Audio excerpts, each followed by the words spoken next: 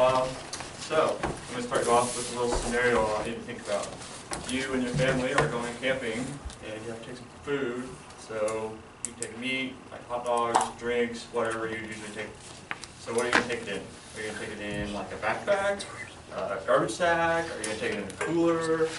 Think about what you're going to take it in and why. She says cooler. Why are you going to take it in a cooler? It doesn't get bad and spoil. Why would it go bad and spoil? Because it is deep and it has So basically it would get hot and then it would go bad, right? Yeah. So why wouldn't a garbage sack or a backpack be a good choice for taking your food with you? It's not insulated. It's not insulated. Excellent. Bears will get into it. So I have some guided notes here for you. It also has a activity on the back. Ooh. Get some of those. All right. So basically, what we're talking about with the cooler keeping your food cold is that heat is trying to, through the process of conduction, get into your food. So can anybody tell me what conduction is?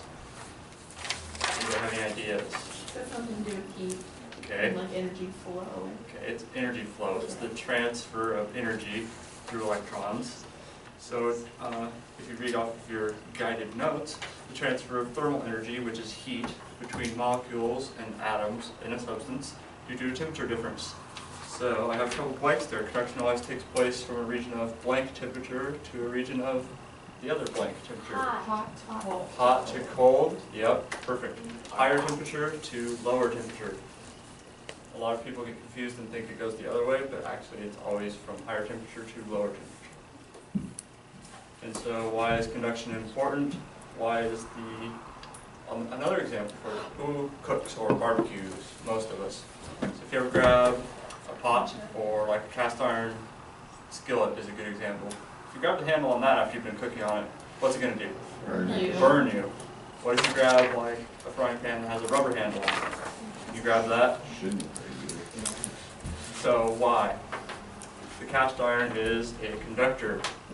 So a conductor is a material that allows for the easy flow of electrons from molecules in the atoms. And if you heat up a cast iron skillet, like you said, the whole thing gets hot, including the handle. So these materials allow the charge to travel across their entire surface equally.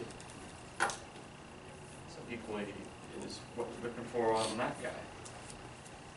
And so back to our cooler example, Melanie said that the cooler is a type of insulation or insulator. So what is insulation? Can anybody tell me? Any Padding. okay, some padding, some layers maybe, could be. Keeps hot in or cold in. Okay. Escaping. So it basically prevents the flow of heat. So if you have something cold in there, it'll keep it cool. If you have something warm in there, it'll trap the heat in and kind of prevent it from escaping. So insulation is some way of slowing the rate of heat transfer between two objects. It slows that down, makes it so that your food doesn't go bad. You can stay for a day or two, especially if you have ice in there. And so that leads us into insulators. Those materials like a cooler, like insulation in your house, the rubber handle on your pot, those are all insulators. So take a guess at what an insulator does based off of what you just learned about insulation. Slows down the transfer of heat. Perfect. So materials that slow down the flow of electrons from molecule to molecule. It tries to travel through an insulator. So we used the cast iron example where heat spread evenly and quickly across the entire surface. What do you think it's going to do on an insulator?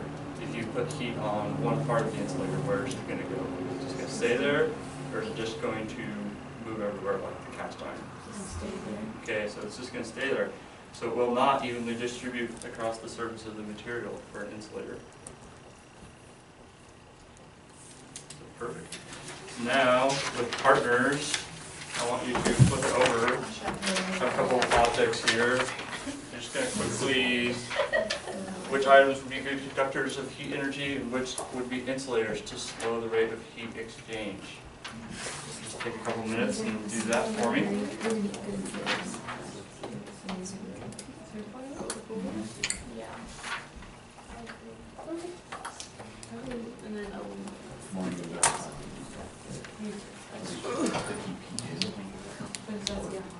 Sometimes That is food true. isn't as So it hot could as be other little- things. Yeah. Some of these are tricky, so you're gonna have to think pretty hard on it.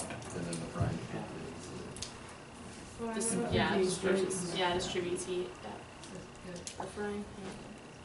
yeah, it's Well, the pan itself is, like actually get hot. this pan looks like it It has was a for insulator. Yes, Just it's wondering. slow power. yeah, Good yeah, roll. frying pan. There's what you asked me. So, just Someone was something. asking me. Oh, Kim.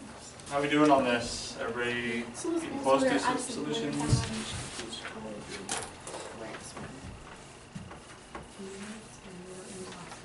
Good. Alright, is everybody ready? We're gonna go. So Cody, what's one item that would be a good conductor of heat energy? We did the frying pan. Frying pan, that's a perfect example. What else would be a good conductor of heat energy? Aluminum foil, perfect. So a lot of people think that wrapping aluminum foil on something hot or something cold will keep it hot or cold. But what do we know about aluminum from our shop classes if we've taken a shop class? That's funny. It's good, it's a good conductor. It's an excellent conductor, so it actually won't keep your food hot or cold very well. Okay, so that leaves the other two for insulators, which are what, Ty? What's one of them? The wool sweater. Wool sweater, excellent. So if you're going out in the winter time, do you want to wear a plastic bag over yourself, or do you want to wear something wool, something that has a little bit of that insulation value on it? And then the cooler example that Pamela led to earlier in our discussion. An excellent example. So there's one more thing I want to talk about today, and that is conductors and insulators. What if they're in the same room at the same temperature for an extended period of time? Is one going to be hotter than the other? What do you guys think? I think it's gonna even They're out. gonna even out. Think it's going to even out? Why do you think that? Because the insulators don't inhibit the transfer of energy, it just slows it down. So depending on how much time they spend in the same area or in the same room, they will equal out to the same temperature. Perfect. Yeah, It's gonna go from hot to cold until it's no longer cold or Exactly. hot. It's like if you have something in the oven at 350 degrees for a couple of hours. The pan, the food, everything in there should be 350, right? Yeah. really hot. Okay. Really hot. Perfect. So you guys ready to take a little quiz on heat exchange? Always.